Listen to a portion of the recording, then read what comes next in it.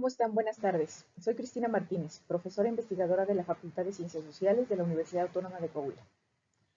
Antes de comenzar, quiero agradecer al maestro arquitecto Arturo Villarreal, de la Subdirección de Patrimonio Cultural, y a la Secretaría de Cultura del Gobierno del Estado de Coahuila por la invitación a presentar y participar en este cuarto conversatorio internacional en línea, El Camino Real de Tierra Afuera, de Zacatecas a Texas. El trabajo que les vengo a presentar se llama Propuesta Interdisciplinaria para el Estudio de los Caminos de Tierra Afuera. Y esta propuesta surge a partir de los trabajos que he venido realizando en Coahuila, tanto de arqueología como de historia, con la metodología de la historia oral.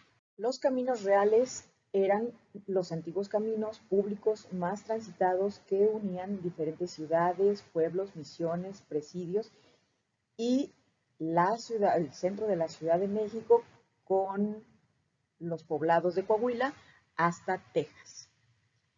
Para comenzar, creo que tenemos que tomar en cuenta el concepto de paisaje como parte del desierto chihuahuense y con él sus delimitaciones geográficas y la ubicación de los poblados culturales. Entonces, para poder realizar una delimitación por área de estudio, lo que nos genera una superposición de múltiples historias en un mismo territorio, se tendrían que hacer equipos de trabajo para la delimitación de los objetivos y para la investigación. En este sentido, tendríamos que poner límites ecológicos, culturales, económicos, políticos, sociales o históricos y ubicar la unidad como parte de un todo, ¿no?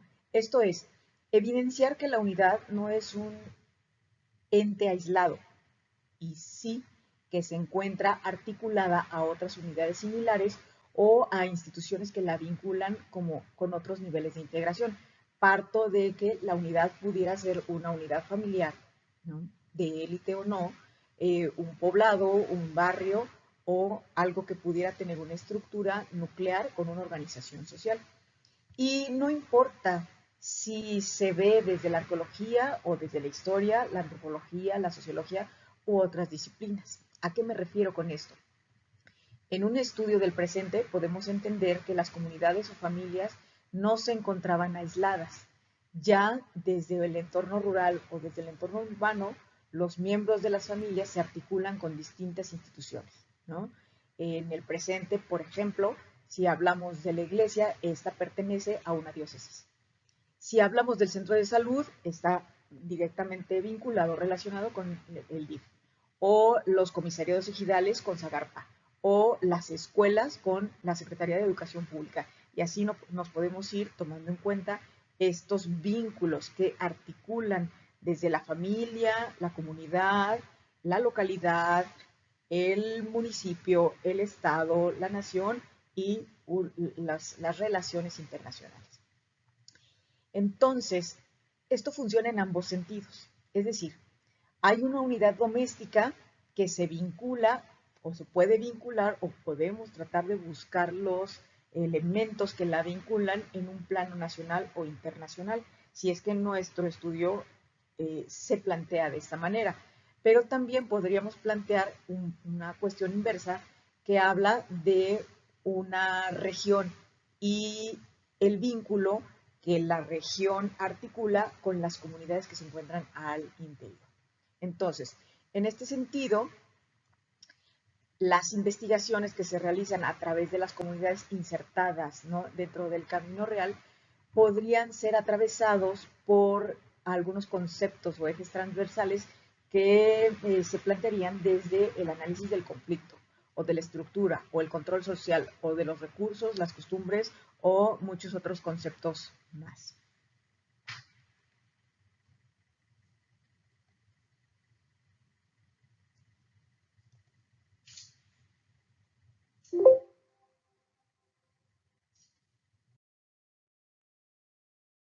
Entonces, tenemos que tomar en cuenta que ciertas consideraciones metodológicas. Por ejemplo, establecer los criterios para la selección de las comunidades y el orden en el que serán documentadas. Y esto implica preparar a nuestros recursos humanos para que puedan llegar al lugar, además de avisar a la comunidad. Emplear interdisciplinariamente métodos cualitativos y cuantitativos que nos permitan acercarnos a la información desde diferentes perspectivas, además de sustentar lo que estamos encontrando. Y estudiar la relación de la comunidad en su contexto social mayor, esto que les platicaba de los niveles de integración. En este sentido, será necesario registrar y sistematizar los registros de las herencias culturales materiales y también de las inmateriales que encontramos en los paisajes, articuladores o articulados por el camino real. En este sentido, vemos como diferentes temáticas, que yo les pongo algunas acá, ¿no? Que tienen que ver con la expansión militar y la secuencia de ir siguiendo estas construcciones de presidios, los que tuvieron éxito y los que no, a la expansión religiosa y el seguimiento a las misiones, la fundación de los centros mineros, agrícolas y ganaderos, las fundaciones de las villas y de los pueblos, además del establecimiento de las haciendas y posteriormente de los ejidos y algunos ranchos, que nos van a ir contando diferentes historias asociadas a un tiempo y a un espacio, a usos de los recursos y a personas y grupos y los grupos que los están habitando. La propuesta interdisciplinaria que estoy presentando tiene que ver con que los caminos públicos más transitados eran las rutas principales que unían a los poblados para la comunicación entre las comunidades. Pero también había caminos secundarios que permitían la supervivencia a nivel local. Estos caminos que comunicaban las áreas de actividad dentro de las comunidades. Tenemos que tomar en cuenta entonces que servían para el transporte de abastecimientos y comercio por medio de recuas, carretas, el ferrocarril y otras cosas y elementos que estuvieran transportando materiales o recursos, dependiendo de cada una de las temporalidades. Aquí valdría hacer una anotación que todavía podemos encontrar en las comunidades algunas personas que nos pueden dar testimonios de oficios antiguos. Tal es el caso de los burreros, ¿no? Que todavía podemos encontrar algunos todavía en Monterrey, que es una gran ciudad. Imagínense lo que vamos a encontrar en los asentamientos o los poblados que están todavía articulados al camino real que va para Texas. Así como los oficios de los burreros y el tránsito y el transporte de materiales en sus recuas, también podríamos tomar en cuenta estas experiencias de los talladores de lechuguilla, los tejedores de palma, la trilla del trigo con animales, ¿no? Entre algunas otras, ¿no? Además de identidades religiosas y rituales a través de las visitas pastorales de autoridades eclesiásticas o el intercambio cultural de tradiciones, lenguas, músicas, saberes, como la medicina o los sistemas de irrigación, eh, la difusión de tecnologías agrícolas y ganaderas, y también los caminos reales nos sirven para entrelazar a las personas, sus comunidades, sus actividades cotidianas, lo que sucedía al interior de las comunidades de manera muy local y sus alrededores, y algo que puede ser asociado a un tiempo y a un espacio en particular. Podríamos llamar a estos caminos secundarios, senderos, formados por actividades cíclicas, cotidianas, los mismos que cuentan historias que hablan de la apropiación del espacio, del uso sistemático de lo que después o los arqueólogos llamaríamos áreas de actividad, ¿no? Donde se realizan ciertas cosas, a donde vamos, enterramos a los muertos, a donde se va y se caza o se cosecha, o donde se almacenan los alimentos, cuando hay una redistribución, todas estas cosas que se van repitiendo de manera constante y que de alguna manera designan usos para ciertas áreas de actividad, ya sea al interior de las casas o al interior de una comunidad y sus alrededores. Estas áreas de actividad y los vínculos que se dan entre ellos. Afortunadamente, para la memoria y para la historia, todavía podemos apreciar parte de aquellos caminos por donde durante cientos de años hombres, mujeres, niños, religiosos, militares, autoridades, esclavos y las bestias que se utilizaban para tirar carretas, hicieron caminos y que hicieron los caminos a lo largo del tiempo. ¿no? Herencia cultural material que tenemos que poder leer.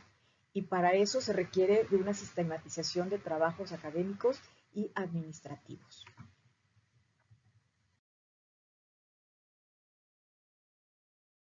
En este sentido, el patrimonio cultural nos habla de historias que una vez estuvieron vivas y para poder rescatarlas hay que hacer diagnóstico del territorio y de sus diferentes comunidades de interés. Esto es las ciudades, los pueblos, los barrios, los ejidos, ¿no? Identificar puntualmente los nichos de interés y programar el trabajo de investigación que se van a realizar en él o en ellos. Ubicar a las instituciones y los recursos humanos que pueden participar, llámense arqueólogos, historiadores, antropólogos, geógrafos, comunicólogos, autoridades, gestores, artistas, y conocer la cultura, los saberes locales, el entorno geográfico y la biodiversidad, además de entrar en contacto con la comunidad. En este punto es muy importante sensibilizar a los académicos. El rechazo que muchas veces la comunidad tiene hacia nosotros mismos tiene que ver con la forma en cómo nos acercamos a la comunidad. Y hay que tomar en cuenta también que el norte no es un territorio fácil para la investigación. Por otro lado, también hay que informar a las comunidades sobre los trabajos que se van a realizar, la importancia de la conservación del patrimonio para la comunidad misma y además aprovechar este esfuerzo para quitar del pedestal esta idea que muchas veces se les vende como un crecimiento económico, ¿no? Que el llegar, los recorridos por Coahuila los van a llevar o van a llevar a las comunidades a una euforia turística y a la llegada de grandes capitales que se les prometen van a cambiar sus vidas. Y lo que queda después de un trabajo de este tipo es encontrar comunidades hostiles e incrédulas que no sienten atracción por cuidar el patrimonio cultural, que sería la reacción contraria a la que nosotros queremos o deseamos poder alcanzar. Entonces, las técnicas de campo para documentar la geografía, los paisajes y sus temporalidades, ¿no? Así como la organización social de los caminos, tienen que ver con que se realicen desde la participación de diferentes disciplinas trabajando por objetivos. Se trata de documentar contextos del presente en el que se encuentran restos del pasado asociados a diferentes temporalidades y vestigios que aún son conocidas por las personas mayores de edad que guardan en sus recuerdos el uso de las tecnologías hidráulicas, saberes agrícolas, oficios, los saberes ganaderos y los recursos con los que cuentan alrededor, además de las tradiciones, llámese música, cocina o lo que quieran ustedes saber. Partiendo de esto, sería apropiado hacer uso como metodología de la historia oral. Y aquí viene un comercial para la Facultad de Ciencias Sociales de la Universidad Autónoma de Coahuila, donde se forman historiadores y donde generación tras generación salimos a hacer historia oral a diferentes comunidades del estado desde hace ya 14 años. En el curso que imparto de historia oral reciben los futuros historiadores teoría y práctica para poder aplicar técnicas como la observación participante, ¿no? Esto es participar de la vida normal de la comunidad y hacer seguimientos de los rituales, los ciclos y de la vida cotidiana misma. Hacer historias de vida, solicitar información a informantes, ubicar cuáles son los informantes claves y además ver cuáles son las temáticas que ellos nos pueden aportar a partir de una vida que han llevado en estos territorios. Además, complementarlas con entrevistas, cuestionarios, ¿no? Para poder tener una información informal que pueda ser sustentada después con documentos, ¿no? Que nos permitan hacer genealogías, redes familiares, a lo mejor destacar biografías, relaciones sociales y posteriormente quizá, ¿no? Construir estadísticas de la población, así como documentarlas con fuentes de archivos, escritas, gráficas o físicas desde el punto de vista de la arqueología que nos permitan hacer un diagnóstico de cada una de las comunidades mismas. En este sentido, se trata de hacer un diagnóstico de las comunidades que nos permitan ubicar informantes claves y registrar lo que nos tienen que decir, además de también recorrer el territorio para conocer y documentar el patrimonio material. Rescatar con esto y con los diálogos y las entrevistas, las genealogías, las historias de vida, el patrimonio inmaterial. Creo que este es un momento clave para hacer eso, ya que hay muchos de nuestros informantes que están llegando a una edad muy grande, ¿no? Y que si no lo hacemos en este momento, vamos a perder parte de lo que es la historia del siglo XX de Coahuila, ¿no? Y de todos estos poblados que se encuentran articulados alrededor del Camino Real. Entonces, parte de lo que yo les proponía y de lo que ya habíamos hablado con esta idea de los niveles de integración del presente, pero que nos sirven para analizar las dinámicas sociales de las poblaciones que estuvieron insertas alrededor del Camino Real, es hacer uso o identificar la ubicación. ¿A qué me refiero con la ubicación de cada una de las poblaciones? Pues hacer una descripción gráfica, una documentación histórica y descripción ecológica del entorno de la región. Hablar en cuestión de economía, de la propiedad, la producción, la distribución, el consumo, tecnología, los trabajos que se realizaban, los sistemas de crédito y algunas otras características que se pudieran estar desarrollando en dicha comunidad. Por otro lado, hablar también de la natalidad, mortalidad, distribución de la población por sexos, migraciones, densidades y fuerzas de trabajo. La salud, la vivienda, el vestuario, la educación, la alimentación y la recreación, así como los sistemas de transporte, mercados, teléfonos, correos y transporte y comunicación y los servicios públicos, ¿no? Telégrafos, cuando hubo y donde hubo, así como la pavimentación, el hospedaje, los alimentos, el agua potable y algunos otros servicios que pudieron con los que pudieron haber contado.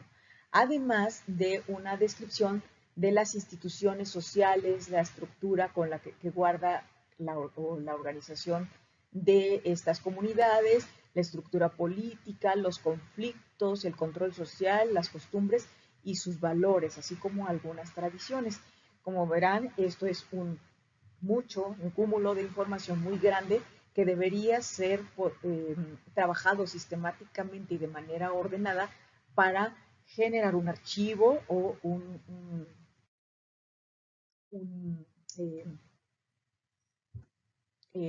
repositorio que nos permitiera, a partir de este rescate de información muy general, poder realizar múltiples trabajos desde la academia o desde la divulgación o desde las múltiples disciplinas, ¿no? De lo que se está rescatando sobre las comunidades que se articulan alrededor del Camino Real. Ahora, ya casi para concluir, creo que se tienen que tomar en cuenta, ¿no? En la participación o en el estudio del Camino Real, la participación institucional. Esto es, enfocarse en las normatividades, la legislación y los permisos, ¿no? O sea, desde los permisos federales, los permisos estatales, los permisos municipales y los permisos locales, así como los recursos humanos con los que se cuentan en las instituciones, esto es, los especialistas, los que dan los diagnósticos, los que nos dicen cómo se hacen las cosas desde la normatividad, así como asesoría sobre el patrimonio y, lo más importante, contar con los recursos monetarios que permitan dar seguimiento al proyecto o a los proyectos de investigación que tratan de rescatar el patrimonio tangible e intangible de estas comunidades. Por otro lado, tener muy bien ubicadas los tipos de investigación que se quieren desarrollar, ¿no? Este es tener ubicados y registrados los sitios o las comunidades enclavadas en el territorio alrededor del Camino Real, sistematizar los trabajos arqueológicos, históricos, antropológicos, sociológicos que se realicen, ¿no? A través de publicaciones, seminarios, de mesas de discusión, resguardar, o sea, de tener un repositorio donde se resguarden las evidencias orales, visuales, gráficas y todo este material que se va a desarrollar a partir de las actividades o que se comience a trabajar en un proyecto de esta magnitud, y guardar como el compromiso académico de publicar, divulgar y sensibilizar, ¿no? Publicar los hallazgos, divulgar la información que surge de estos hallazgos y además llevarlos a las comunidades y sensibilizar a las mismas sobre la importancia de las historias que todavía habitan dentro de estas comunidades. Y la sensibilización va en los dos sentidos. Sensibilizar a las comunidades para que nos ayuden a resguardar el patrimonio y también para que nos ayuden a compartir lo que ellos conocen, sus saberes, además de sensibilizar a los recursos humanos que van a ir a participar o a entrevistar o a convivir con las comunidades que nos van a compartir sus conocimientos. Entonces, eso es parte de los recursos humanos, ¿no? La participación con la comunidad, pero además un poco de conocer también estos recursos naturales con los que cuentan y la percepción que las comunidades o que las personas que habitan esos territorios, no solamente las modernas, sino las más grandes, las que nos pueden hablar de un pasado inmediato, de una historia del presente, generalmente del siglo XX, lo que ellos tienen para contarnos, ¿no? Y pues con esto termino lo que yo venía a decirles, que es parte de la importancia del rescate de un trabajo interdisciplinario para el estudio de los caminos, tanto los caminos reales como las veredas o los caminos secundarios que van dándole vida a un camino tan importante como es el camino real de tierra afuera, que va de Coahuila a Texas, de Zacatecas a Texas. Gracias.